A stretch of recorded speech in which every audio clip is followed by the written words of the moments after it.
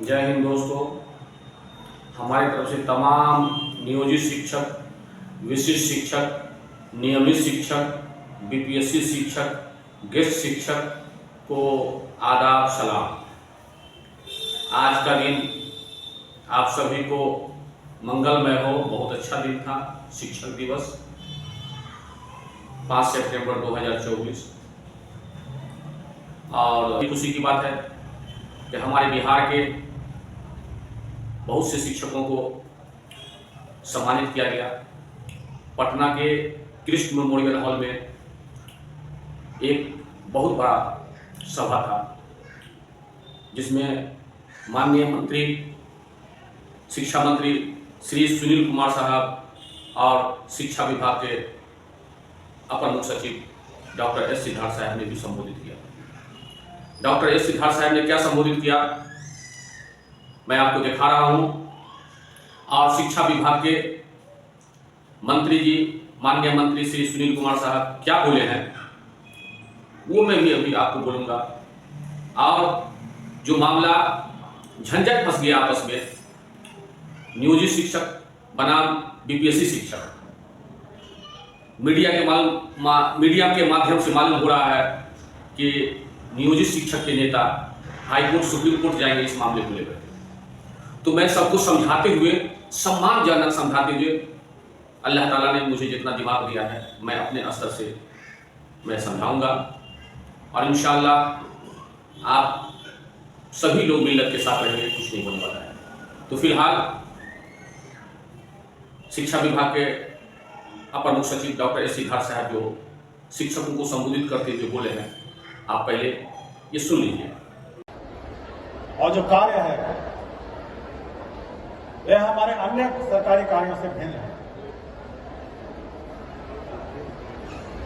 कभी लोग बोलते हैं कि यह सरकारी नौकरी है और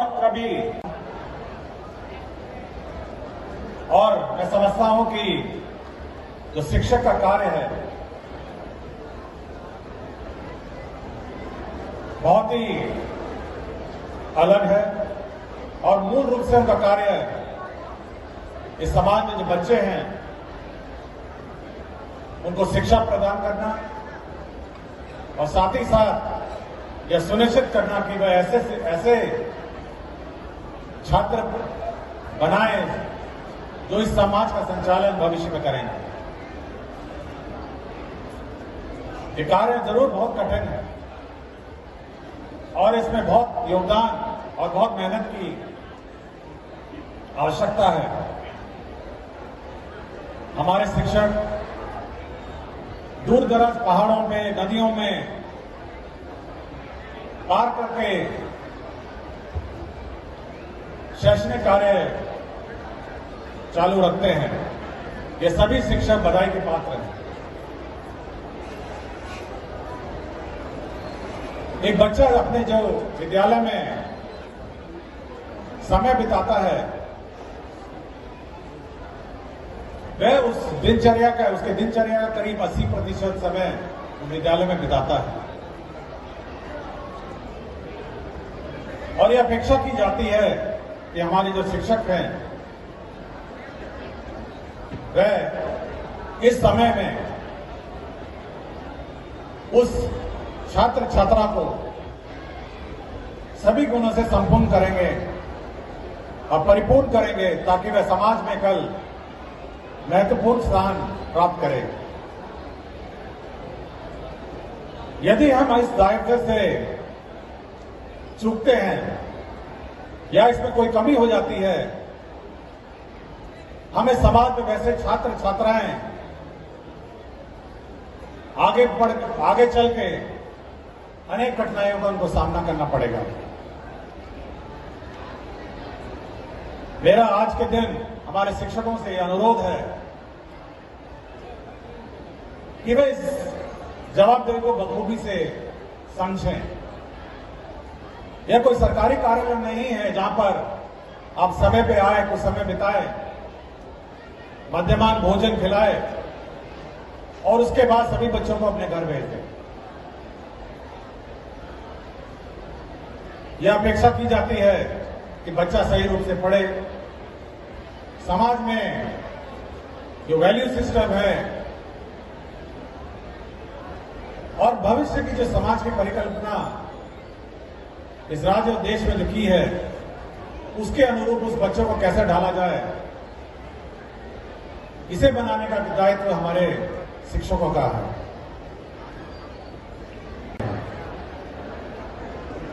समय पे आने की व्यवस्था तो हम लोगों ने सुनिश्चित कर दी है, बच्चे भी आगे आने लगे हैं, किंतु अभी भी शिक्षा की गुणवत्ता में बहुत काम करना बाकी है।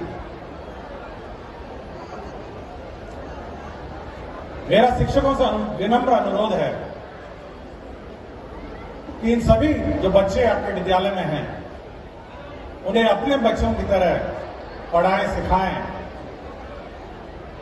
ताकि बाद में यह न कहे कि हमें इस राज्य के विद्यालयों में उचित शिक्षा नहीं मिली, जिस कारण से हम कहीं के नहीं रहे। आपके आचरण विद्यालय में बहुत महत्व रखते हैं। बच्चा बहुत कुछ सीखता है। आप समय पे आते हैं तो उस समय पाबंदी सीखता है। आपका व्यवहार विद्यालय में क्या है, यह भी बहुत मायने रखता है। वो आपको देख के सीखता है। तो उच्चतम व्यवहार भी आपसे अपेक्षा की जा रही है। जहां तक राज्य सरकार में शिक्षा व्यवस्था में इंफ्रास्ट्रक्चर हो या अन्य में सुधार का कार्य है, हमारा लक्ष्य है कि हम लोग इसी वर्ष इसको पूरा करेंगे। हम लोगों ने जिला पदाधिकारी को दायित्व दिया है कि समय पर इंफ्रास्ट्रक्चर का कार्य पूरा करेंगे। स्थानांतरण और पदस्थापन की जो कार्रवाई है, आप लोगों से जो सुझाव प्राप्त किए हैं, राज्य सरकार जल्द ही जल्द अपनी स्थानांतरण नीति लाएगी।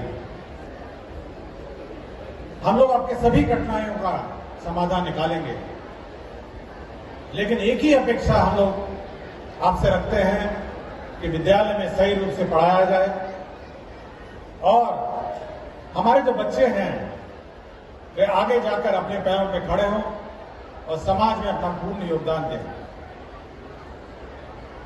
आज पुनः मैं सभी हमारे शिक्षक गणों को अपना पूर्ण सम्मान देता हूं और मैं आज के दिन सबको बधाई देता हूं और मैं आशा आपसे, एक ही आशा मैं आपसे करते हुए आज मैं अपना वक्तव्य समाप्त करता हूं कि बच्चों की शिक्षा पर ध्यान दें, ख्याल करें, ताकि ये आगे जाके इस राज्य और देश का मैं अपना संपूर्ण योगदान दे सके। धन्यवाद। जय हिंद। भाई बहनों, आपने डॉक्टर एस.सी. धार साहब का स्पीच सुना। अब मैं शिक्षा विभाग के निदेशक श्री बैजनाथ यादव का ध्यान आकृष्ट करते हुए कहना चाहता हूं कि महोदय, मुझे आपके निर्णय पे खुशी की बात है कि आपने बीपीएससी शिक्षकों को वरीयता का दिया, लेकिन महोदय इससे पहले मैं कहना चाहता हूं कि बीपीएससी शिक्षक को सिर्फ माया दिखाने से नहीं होगा। बीपीएससी शिक्षकों को सबसे पहले आप सर्विस बुक खुलवाइए, नंबर 1। नंबर 2 कि जिस तरह से नियोजित शिक्षक और बिहार सरकार के एम्प्लॉयड को छुट्टी मिलता है, उस तरह का छुट्टी अलॉटमेंट करवाइए, स्वीकृति दिलवाइए। तीसरी बात, ये बात सही है कि बीपीएससी शिक्षक एक बड़े संस्था से बहाल होकर के आए हैं, तो महोदय उसको सम्मानजनक वेतन भी तो दीजिए, समान काम का समान वेतन। आपने बीपीएससी शिक्षक को जुबान से, अपने मुख से घोषणा करते हैं, लिख करके देते हैं, लेकिन जो लाभान्वित होता है मैन है कि आर्थिक मदद।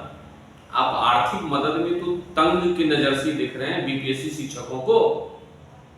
इतने परेशान हैं, दूर दूर से आप सबको दूर दूर जो है पदस्थापन किया है। तो वो लोग त्राही हैं, बहुत मुसीबत में हैं। शिक्षिकाएं, अनमैरिड शिक्षिकाएं और ऐसे शिक्षक और शिक्षिकाएं जो माता पिता को छोड़ करके दूर से अपनी ड्यूटी बजा जाते हैं, ड्यूटी करते हैं, उन पर भी दया कीजिए। आप उनको यथाशीघ्र सबसे पहले डिस्ट्रिक्ट लेवल का स्थानांतरण कीजिए।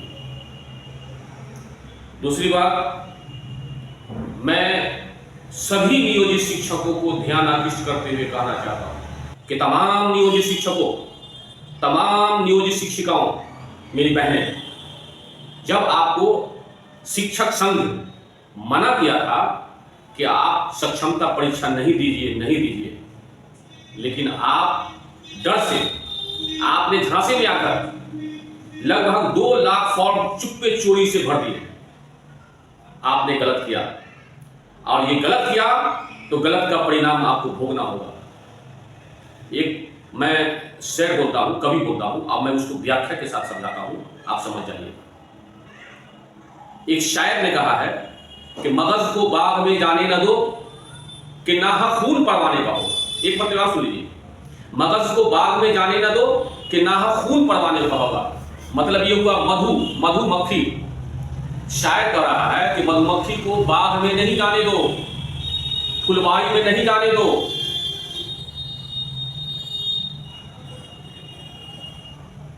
अगर फुलवारी में जाएगा, बाग में जाएगा, तो वहां से मधु लाएगा।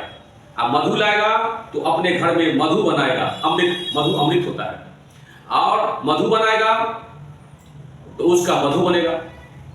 अब मधु बनेगा माने मधुमक्खी जो बाग में रस लाएगा तो उसका मधु बनाएगा। अब मधु बनाएगा तो मधु जो बनता है तो छत्ता में बनता है, मधुमक्खी के छत्ता में।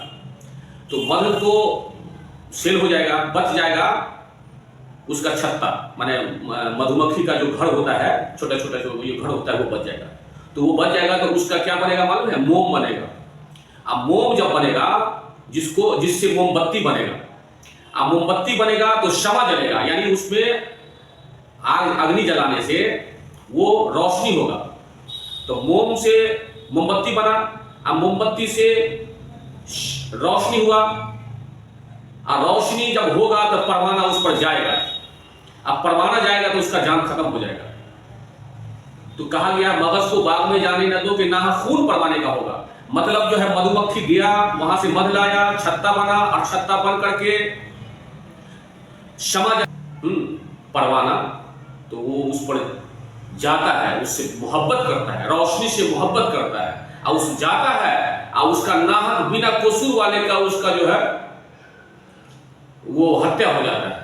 ठीक उसी तरह से आपने जितना नियोजित शिक्षक हैं, आपने बहुत बड़ा गलती किया है कि आपने संघ का बात नहीं माना, जिसका परिणाम आप भोगने के लिए तैयार रहिए और आपको मिलेगा। दूसरी बात, आप जब सच्चाई बात बताते हैं, सर्टिफिकेट भी होता है, एक बिहार विद्यालय परीक्षा समिति से होता है। सर्टिफिकेट एक अलग बोर्ड है, बिहार विद्यालय परीक्षा समिति, और इंग्लिश मीडियम का CBSE बोर्ड का एक अलग सर्टिफिकेट है, वहाँ का अलग ये है। उसके बाद उर्दू लाइन से आइए तो वस्तानिया हुआ, फ़क़ानिया हुआ, मौलवी हुआ, आलिम हुआ, फाजिल हुआ, वगैरह वगैरह। ठीक उसी तरह से संस्कृत लाइन से आपको संस्कृत लाइन से मध्यमा, उत्तर मध्यमा, शास्त्री, उपशास्त्री वगैरह वगैरह होता है। तो नियोजित शिक्षकों का बहाली ये लोकेलिटी पंचायत स्तर पर हुआ था, और पंचायत स्तर पर जो हुआ तो बड़ी आराम से हो गया, कहीं कोई दिक्कत नहीं। एक बेर माननीय नीतीश कुमार साहब ऐलान किए कि जिसका मार्क्स ज्यादा रहेगा वही सफल होगा, और जिसका अगर कम मार्क्स है अब उसको नौकरी हो गया तो ज्यादा मार्क्स वाले जो एप्लीकेशन दे तो उसको हटा देगा। तो मार्क्स बेसिस पर बहाल हुआ और आराम से बहाली हो गया। हाँ, ये बात सही है कि आप लोग जो नियमावली से बहाली हुआ है वो काफ़ी मजबूत है, आपको कोई डोला नहीं सकता, इसमें सत्य है। और शिक्षा विभाग भी आपको चाह के कुछ नहीं कर सकता है, ये भी परम सत्य है। लेकिन बीपीएससी शिक्षक भाई बहने वो बड़े संस्था से आए हैं, इसमें सच्चाई बात मानने के लिए मान जाना चाहिए, क्योंकि बड़े संस्था से आए हैं और बड़े संस्था से आए हैं तो वो गवर्नमेंट ऑफ बिहार देख रहा है, इसमें आपस में लड़ने की बात नहीं है। हाँ, इस देश में, इस बिहार में कोर्ट है, हाई कोर्ट है, देश में सुप्रीम कोर्ट है। अगर लड़ करके अपने हक अधिकार के लिए जाइएगा तो न्यायालय में न्याय निश्चित होगा। वैसे आपस में न लड़िए, वो बेहतर है। सरकार के खिलाफ आपको जाना है, जाइए। मैं फिर एक बार कह देना चाहता हूं, हमारे इस चैनल को सब्सक्राइब जरूर कीजिए, क्योंकि भारत का संविधान है जितना सर उतना असर। और आपके सब्सक्राइब करने से आपका कुछ खर्च नहीं होगा, बल्कि यह चैनल मजबूत होगा। इसलिए आप इस चैनल को सब्सक्राइब जरूर कीजिए, जो भाई बहन अभी नहीं किए हैं, और शेयर कीजिए, क्योंकि यह चैनल ये आपका है, निश्चित आपका है। आप जो कहेंगे, जिस तरह से सिविल कोर्ट हो या हाई कोर्ट में हो, तो मुवक्किल जो होता है, आवाम जनता जिसका केस चलता है, तो वह अपना इम्प्लीमेंट एडवोकेट को देता है कि महोदय सर आप ये उठाइए सवाल, तो वो तर्क वितर्क देख करके वह वकील उठाता है और निश्चित ही सफलता प्राप्त होती है। इसलिए मेरे भाई बहनों, आप हमारे चैनल को जरूर सब्सक्राइब कीजिए और शेयर कीजिए कि माननीय नीतीश कुमार जी ये बेहतर शतरंज के खिलाड़ी हैं। और जो शतरंज के खिलाड़ी होता है, 16-16 प्यादा अलग अलग है। अगर किसी को 5 फौज है और किसी के पास 16 फौज है, तो अपने दिमाग से लगाता है, 5 फौज वाला दिमाग से लगाता है कि मैं अगर ये चाल चलूं तो वो कौन चाल चलेगा, अब वो कौन चाल चलेगा तो मैं कैसे बच सकता हूं, मैं कौन चाल चलूंगा, फिर मैं कौन चाल चलूंगा। यानी 7 चाल पहले ही सोच लेता है कि हम ऐसे चलेंगे तो वैसे हो सकता है, हम ऐसे चलेंगे तो वैसे हो सकता है। तो वही माननीय नीतीश जी शतरंज के खिलाड़ी हैं और पॉलिटिकल के विशेषज्ञ हैं, राजनीति के विशेषज्ञ हैं। तब ये बिहार में 17-18 वर्ष से मुख्यमंत्री बने हुए हैं। या बीजेपी जीते वो भी भला, आरजेडी जीते वो भी भला, लेकिन मुख्यमंत्री ये मुख्यमंत्री नहीं, ये नीतीश कुमार नहीं बल्कि कुर्सी कुमार है। इसीलिए दूसरी बात के नसीब अपना अपना, इनका भाग्य विधाता ही मैं लिखा हुआ है, तो उसमें कोई बात नहीं, लेकिन आपस में नहीं लड़िए। आज फिर जो है उसी कृष्ण मेमोरियल हॉल में माननीय शिक्षा मंत्री श्री सुनील कुमार साहब को स्पीच दिए हैं, और आज से 2 दिन पहले स्पीच दिए हैं, उसमें भी गोल मटोल बात था। और आज भी गोल मटोल बात बोल करके निकल गए ट्रांसफर एंड पोस्टिंग के लिए। इसीलिए राजनीति के जो लोग मंत्री बनते हैं, बड़ी हिसाब से सोच समझ के बात करते हैं। उन्होंने अपने माननीय मंत्री जी ने अपने भाषण में ये भी कहा कि स्नातक क्षेत्र की जो एमएलसी जो प्रस्ताव रख रहे हैं, उनके प्रस्ताव पर भी सकारात्मक विचार किया जाएगा। दोस्तों, आपस में नहीं लड़ें, अपने अपने कार्य में रहें। इसके साथ मैं अपनी बात समाप्त करता हूँ। जय हिंद, जय भारत।